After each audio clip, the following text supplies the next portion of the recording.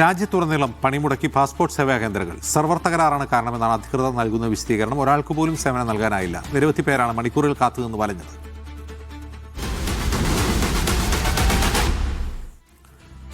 മുഹമ്മദ് സ്വാലിഹ് വിവരങ്ങൾ നൽകും. സ്വാലിഹ്, എന്താണ് ഉണ്ടായത്?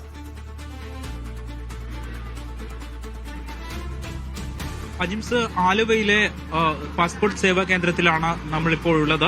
ഇവിടെ നൂറുകണക്കിന് പേരാണ്, 600 പേർക്കാണ് ഈ ഒരു പാസ്പോർട്ട് സേവാ കേന്ദ്രത്തിൽ മാത്രം പ്രതിദിനം സർവീസ് നൽകുന്നത്. നേരത്തെ ഫീസ് അടച്ച് സ്ലോട്ട് ബുക്ക് ചെയ്ത്, അതായത് കൃത്യമായ സമയമടക്കം ബുക്ക് ചെയ്താണ് ഇവിടെ എത്തുന്നത് ആളുകൾ. അവർ ഇപ്പോൾ മടങ്ങി പോകേണ്ട ദുരവസ്ഥയിലാണ്.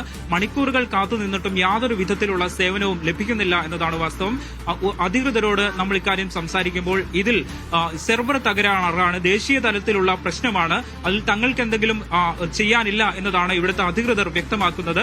ഈ ഉദ്യോഗസ്ഥർക്ക് ഇവിടെ ഈ പാസ്പോർട്ട് സേവാ കേന്ദ്രത്തിന്റെ പ്രത്യേകമായ സോഫ്റ്റ്വെയർ ഉണ്ട്. ആ സോഫ്റ്റ്വെയറിലേക്ക് ലോഗിൻ ചെയ്യാൻ പറ്റുന്നില്ല എന്നതാണ് തടസ്സം. കൃത്യമായ സെർവർ തകരാറാണ്. ഈ പാസ്പോർട്ട് സേവാ കേന്ദ്രങ്ങളുടെ നടത്തിപ്പ് ചുമതല ടാറ്റ കൺസൾട്ടൻസിക്കല്ലേ? അവരുടെ ജീവനക്കാരിൽ എവിടെ ഉണ്ടാവുക? തീർച്ചയായും പ്രധാനമായും കൂടുതലായുള്ളത് ടാറ്റ കൺസൾട്ടൻസിയുടെ ഉദ്യോഗസ്ഥർ തന്നെയാണ്. മാത്രമല്ല വിദേശകാര്യ മന്ത്രാലയത്തിന്റെ കീഴിൽ വരുന്ന ചില ഉദ്യോഗസ്ഥരും നമ്മുടെ ദേശീയ സർക്കാരിന്റെ കീഴിലുള്ള ചില ഉദ്യോഗസ്ഥരും ഇവിടെയുണ്ട്. അവരാണ് ഈ ഓരോ കേന്ദ്രത്തിന്റെയും ഉന്നത ഉദ്യോഗസ്ഥർ എന്ന് പറയുന്നത് അവരാണ്. മാത്രമല്ല അവർക്കും ഇതിലൊന്നും ചെയ്യാനില്ലാത്ത സാഹചര്യമുണ്ട്. പ്രത്യേകിച്ച് ദേശീയ തലത്തിൽ വന്ന സെർവർ തകരാറാണ് എന്ന് ഈ ഉദ്യോഗസ്ഥർ വിശദീകരിക്കുന്നുണ്ട്. നമുക്ക് ഇവിടെ വന്നിട്ടുള്ള ആളുകളോട് തന്നെ കാര്യങ്ങൾ ചോദിക്കാം. ഇക്ക എപ്പോഴാണ് എത്തിയിട്ടുള്ളത്? രാവിലെ ഞാനൊരു 8:30 എത്തിയിട്ടുണ്ട്. 9 മണിക്കായിരുന്നു അപ്പോയിന്റ്മെന്റ്. ഇവിടുന്നാ വരുന്നത്? എവിടുന്നായിരുന്നു? ചാവക്കാടിനടുത്ത് ഇടക്കഴിവെന്നവർ.